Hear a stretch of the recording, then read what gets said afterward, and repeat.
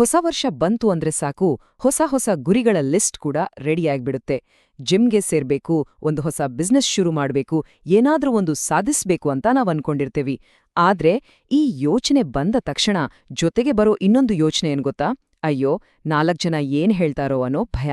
ಈ ನೆಗೆಟಿವಿಟಿಯನ್ನ ಮೆಟ್ಟಿ ನಿಲ್ಲೋದು ಹೇಗೆ? ಬನ್ನಿ, ಇವತ್ತು ಇದ್ರ ಹಿಂದಿನ ಗುಟ್ಟನ್ನ ಒಟ್ಟಿಗೆ ತಿಳಿದುಕೊಳ್ಳೋಣ. ಹಿಂದಿಯಲ್ಲಿ ಒಂದು ಅದ್ಭುತವಾದ ಮಾತಿದೆ ನೋಡಿ, ಸಬ್ಸೆ ಬಡ ರೋಗ್ ಕ್ಯಾ ಕಹೆಂಗೆ ಲೋಗ್.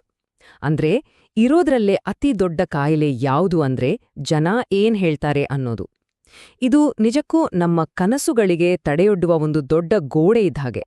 ಹೌದು, ಈಗ ನೋಡಿ, 2026 ಶುರುವಾಗಿದೆ. ಹೊಸ ವರ್ಷದ ಜೊತೆ ನಮ್ಮ ಹೊಸ ಸಂಕಲ್ಪಗಳ ಲಿಸ್ಟ್ ಕೂಡ ರೆಡಿಯಾಗಿದೆ. ಆದ್ರೆ ತಮಾಷೆ ಅಂದ್ರೆ ನಮ್ಮ ಲಿಸ್ಟ್ ಜೊತೆಗೆ ನಮಗಿಂತ ಮುಂಚೆ ನಮ್ಮನ್ನ ಟೀಕಿಸೋರು ರೆಡಿಯಾಗಿರ್ತಾರೆ. ಓಹೋ, ಇದೇನಾ ಈ ವರ್ಷದ ಹೊಸ ಪ್ಲಾನ್? ಅಥವಾ ಕಳೆದ ವರ್ಷನೂ ಇದನ್ನೇ ಅಲ್ವಾ ಹೇಳಿದ್ದು ಅನ್ನೋ ಮಾತುಗಳು ಕಿವಿಗೆ ಬೀಳೋಕೆ ಜಾಸ್ತಿ ಸಮಯ ಏನೂ ಬೇಕಾಗಲ್ಲ. ಈ 4 ಜನ ಏನ್ ಹೇಳ್ತಾರೋ ಅನ್ನೋ ಭಯ ಇದೆಯಲ್ಲ, ಇದು ಎಲ್ರಿಗೂ ಕಾಡುವಂಥದ್ದೇ. ಇದೇನೂ ಹೊಸ ವಿಷಯ ಅಲ್ಲ. ಆದ್ರೆ ಇದಕ್ಕೊಂದು ಪರಿಹಾರ ಇದೆ. ಒಂದು ಸಣ್ಣ ಕಥೆ ಈ ದೊಡ್ಡ ಸಮಸ್ಯೆಗೆ ಉತ್ತರ ಕೊಡುತ್ತೆ. ಕೇಳೋಣವಾ? ಸರಿ, ಕಥೆ ಶುರುವಾಗೋದು ಒಂದು ದಟ್ಟವಾದ ಕಾಡಿನಲ್ಲಿ. 5 ಸ್ನೇಹಿತ ಕಪ್ಪೆಗಳು ಒಟ್ಟಾಗಿ ಪ್ರಯಾಣ ಮಾಡ್ತಾ ಇರ್ತವೆ. ಹೀಗೆ ಹೋಗ್ತಾ ಇರ್ಬೇಕಾದ್ರೆ ಅವುಗಳ ದಾರಿಯಲ್ಲಿ ಒಂದು ದೊಡ್ಡ ಸವಾಲು ಎದುರಾಗುತ್ತೆ. ಹೀಗೆ ಹೋಗ್ತಾ ಇರ್ಬೇಕಾದ್ರೆ ಅವುಗಳ ಜೀವನದಲ್ಲಿ ಒಂದು ದೊಡ್ಡ ತಿರುವು ಬರುತ್ತೆ. ಅದೇ ಈ ಹೊಂಡದ ಕಥೆ.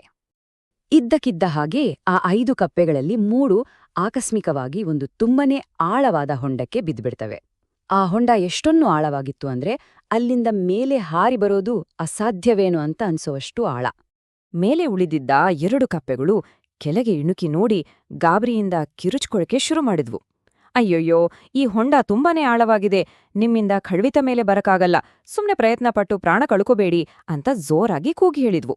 ಈ ನಿರುತ್ಸಾಹದ ಮಾತುಗಳನ್ನ ಕೇಳಿದ ತಕ್ಷಣ ಹೊಂಡದಲ್ಲಿದ್ದ ಮೊದಲನೇ ಕಪ್ಪೆ ಧೈರ್ಯನೇ ಕಳ್ಕೊಳ್ತು. ಹೌದಲ್ವಾ, ಇವ್ರು ಹೇಳೋದು ಸರಿಯಿರಬಹುದು ಅಂದ್ಕೊಂಡು ತನ್ನ ಪ್ರಯತ್ನವನ್ನೇ ಕೈಬಿಟ್ಟು ಒಂದು ಮೂಲೆಯಲ್ಲಿ ಸುಮ್ಮನೆ ಕೂತ್ಬಿಡ್ತು. ಆದ್ರೆ ಉಳಿದ 2 ಕಪ್ಪೆಗಳು ಬಿಡ್ಲೇ ಇಲ್ಲ. ಮೇಲೆ ಹಾರೋಕೆ ಮತ್ತೆ ಪ್ರಯತ್ನಿಸ್ತಾನೇ ಇದ್ವು. ಇದನ್ನ ನೋಡಿ ಮೇಲಿದ್ದ ಕಪ್ಪೆಗಳು ಇನ್ನೂ ಜೋರಾಗಿ ಕೂಗಿದ್ವು. ಏಯ್, ನಿಲ್ಸಿ, ನಾವ್ ಹೇಳಿದ್ದು ಕೇಳಿಸ್ತಿಲ್ವಾ? ಯಾಕೆ ಸುಮ್ನೆ ಜೀವ ಕಳ್ಕೊಳ್ತೀರಾ? ಇದು ಸಾಧ್ಯವೇ ಇಲ್ಲ. ಈ ತರ ನಿರಂತರವಾಗಿ ಟೀಕೆಗಳನ್ನ ಕೇಳಿ 2ನೇ ಕಪ್ಪೆಯ ಆತ್ಮವಿಶ್ವಾಸ ಕೂಡ ಕುಸಿದ್ಹೋಯ್ತು. ಪಾಪ ಅದು ಕೂಡ ತನ್ನ ಪ್ರಯತ್ನವನ್ನ ನಿಲ್ಸಿ, ಇಷ್ಟೇ ನನ್ನ ಹಣೆಬರಹ ಅಂತ ತನ್ನ ಸೋಲನ್ನ ಒಪ್ಕೊಂಡ್ಬಿಡ್ತು. ಈಗ ಹೊಂಡದಲ್ಲಿ ಉಳಿದಿದ್ದು ಒಂದೇ ಒಂದು ಕಪ್ಪೆ. ಅದು ಮಾತ್ರ ತನ್ನ ಹೋರಾಟವನ್ನ ನಿಲ್ಸಿರ್ಲಿಲ್ಲ. ಮೇಲೆಲ್ಲ ನೆಗೆಟಿವಿಟಿ ತುಂಬಿದ್ರೂ ಅದು ಮಾತ್ರ ಮೇಲೆ ಬರೋಕೆ ಪ್ರಯತ್ನಿಸ್ತಾನೇ ಇತ್ತು. ಈ ಕಥೆಯ ನಿಜವಾದ ಹೀರೋ ಅದೇ.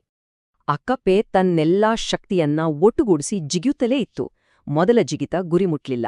ಮೇಲಿದ್ದವರು ಇನ್ನಷ್ಟು ಜೋರಾಗಿ ಬೇಡ ಆಗಲ್ಲ ಅಂದ್ರು. ಆದ್ರೆ ಅದು ಕೇಳಿಸ್ಕೊಳ್ದೆ ಮತ್ತೊಂದು ಜಿಗಿತ, ಈ ಬಾರಿ ಸ್ವಲ್ಪ ಎತ್ತರಕ್ಕೆ. ಕೊನೆಗೆ ತನ್ನ ಉಸಿರನ್ನ ಬಿಗಿ ಹಿಡಿದು ಒಂದು ಅಂತಿಮ ಶಕ್ತಿಶಾಲಿ ಜಿಗಿತ. ಕೊನೆಗೂ ಹೊಂಡದಿಂದ ಹೊರಗೆ ಬಂದೇ ಬಿಡ್ತು. ಆ ಕಪ್ಪೆ ಗೆದ್ದಿದ್ದು ಹೇಗೆ? ಅದರ ಯಶಸ್ಸಿನ ಹಿಂದಿನ ರಹಸ್ಯವಾದರೂ ಏನು? ಉತ್ತರ ತುಂಬಾ ಸರಳ, ಆದ್ರೆ ಬಹಳ ಶಕ್ತಿಶಾಲಿ. ಹೊರಬಂದ ಕಪ್ಪೆಯನ್ನ ನೋಡಿ ಉಳಿದ ಕಪ್ಪೆಗಳಿಗೆ ಆಶ್ಚರ್ಯವೂ ಆಶ್ಚರ್ಯ. ಅವು ಓಡಿಬಂದು ಕೇಳಿದ್ವು, ನಾವು ಬೇಡ ನಿಲ್ಲಿಸು ಅಂತ ಅಷ್ಟೆಲ್ಲ ಕೂಗ್ತಿದ್ವಿ, ನಿನ್ನೆ ಕೇಳಿಸ್ಲೇ ಇಲ್ವಾ? ಆಗ ಗೊತ್ತಾಗತ್ತೆ, ಆ ಕಪ್ಪೆಗೆ ಕಿವಿ ಕೇಳಿಸ್ತಿರ್ಲಿಲ್ಲ, ಅದು ಕಿವುಡಾಗಿತ್ತು. ಮೇಲಿದ್ದ ಕಪ್ಪೆಗಳು ನಿರುತ್ಸಾಹದ ಮಾತುಗಳನ್ನಾಡ್ತಿದ್ದಾಗ ಈ ಕಪ್ಪೆ ಅವು ತನ್ನನ್ನ ಹುರಿದುಂಬಿಸ್ತಿವೆ ಅಂತ ತಿಳ್ಕೊಂಡಿತ್ತು. ಮಾಡು, ನಿನ್ನಿಂದ ಸಾಧ್ಯ ಅಂತ ಅವರು ಚಿಯರ್ ಮಾಡ್ತಿದ್ದಾರೆ ಅಂದುಕೊಂಡು ಮತ್ತಷ್ಟು ಹುರುಪಿಂದ ಜಿಗಿದು ಗೆದ್ದೇ ಬಿಟ್ಟಿತ್ತು. ನೋಡಿದ್ರಾ, ಈ ಕತೆ ನೀತಿ ಏನು? ನಮ್ಮ ಗುರಿ ತಲುಪ್ಬೇಕಾದ್ರೆ ನಾವು ಕೂಡ ಕೆಲವೊಮ್ಮೆ ಕಿವುಡರಾಗ್ಬೇಕು. ಇದನ್ನ ಅರ್ಥ ಮಾಡ್ಕೊಳ್ಳೋಕೆ ಒಂದು ಒಳ್ಳೆ ಉದಾಹರಣೆ ಇದೆ. ಒಂದು ಕ್ಯಾಮರಾ ಫೋಟೋ ತೆಗೆಯುವಾಗ ಏನ್ ಮಾಡುತ್ತೆ? ತನಗೆ ಬೇಕಾದ ವಿಷಯದ ಮೇಲೆ ಫೋಕಸ್ ಮಾಡಿ ಬೇಡವಾದ ಹಿನ್ನೆಲೆಯನ್ನ ಮಸಕುಗೊಳಿಸುತ್ತೆ, ಅಂದ್ರೆ ಬ್ಲರ್ ಮಾಡುತ್ತೆ ಅಲ್ವಾ? ಹಾಗೆಯೇ ನಾವು ಕೂಡ ನಮ್ಮ ಗುರಿಯ ಮೇಲೆ ಫೋಕಸ್ ಮಾಡಿ ನಮ್ಮ ಸುತ್ತಮುತ್ತಲಿನ ಟೀಕೆ, ನಕಾರಾತ್ಮಕ ಮಾತುಗಳೆಂಬ ಹಿನ್ನೆಲೆಯನ್ನ ಸಂಪೂರ್ಣವಾಗಿ ಮಸಕುಗೊಳಿಸಬೇಕು. ಹಾಗಾದ್ರೆ ಈ ಕಥೆಯಿಂದ ನಾವು ಕಲಿಯಬೇಕಾದ ಯಶಸ್ಸಿನ ಮೂಲ ಸೂತ್ರವಾದ್ರೂ ಯಾವುದು? ಯಶಸ್ಸಿನ ಮೊದಲನೇ ಹೆಜ್ಜೆಯೇ ನಮ್ಮ ಮೇಲಿನ ನಂಬಿಕೆ. ಬೇರೆಯವರು ನಮ್ಮ ಬಗ್ಗೆ ಏನ್ ಹೇಳ್ತಾರೆ ಅನ್ನೋದಕ್ಕಿಂತ ನಮ್ಮ ಬಗ್ಗೆ ನಮಗೇನನ್ನಿಸುತ್ತೆ ಅನ್ನೋದು 1000 ಪಟ್ಟು ಹೆಚ್ಚು ಮುಖ್ಯ. ಇದನ್ನ ಯಾವತ್ತೂ ನೆನಪಿನಲ್ಲಿಟ್ಕೊಳ್ಳಿ. ನನ್ನಿಂದ ಇದು ಸಾಧ್ಯ ಅಂತ ಮನಸ್ಸಿನಲ್ಲಿ ಗಟ್ಟಿಯಾಗಿ ನಂಬಿದ್ರೆ ಆಮೇಲೆ ಜಗತ್ತಿನ ಯಾವ ಶಕ್ತಿಯೂ ನಮ್ಮನ್ನ ತಡೆಯೋಕೆ ಸಾಧ್ಯವಿಲ್ಲ. ನಮ್ಮ ನಂಬಿಕೆಯೇ ನಮ್ಮ ಅತಿ ದೊಡ್ಡ ಶಕ್ತಿ. ಈ ಟೀಕೆ ಮಾಡೋರು ಅಂದ್ರೆ ರೇಡಿಯೋದಲ್ಲಿ ಬರೋ ಖರ್ರ್ ಅನ್ನೋ ಸ್ಟ್ಯಾಟಿಕ್ ಶಬ್ದದ ಹಾಗೆ. ಆ ಶಬ್ದದ ಮೇಲೆ ಗಮನ ಕೊಟ್ರೆ ಅದ್ಭುತವಾದ ಸಂಗೀತವನ್ನ ಕೇಳಿಸ್ಕೊಳ್ಳೋಕೆ ಸಾಧ್ಯ ಇಲ್ಲ. ನಮ್ಮ ಗುರಿ ಎಂಬ ಸಂಗೀತವನ್ನ ಆಸ್ವಾದಿಸ್ಬೇಕೆಂದ್ರೆ ಈ ಟೀಕೆಗಳೆಂಬ ಶಬ್ದವನ್ನ ಸಂಪೂರ್ಣವಾಗಿ ನಿರ್ಲಕ್ಷಿಸಲೇಬೇಕು.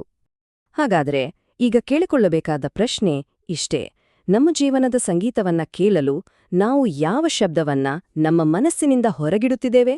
ಒಮ್ಮೆ ಯೋಚಿಸಿ ನೋಡಿ.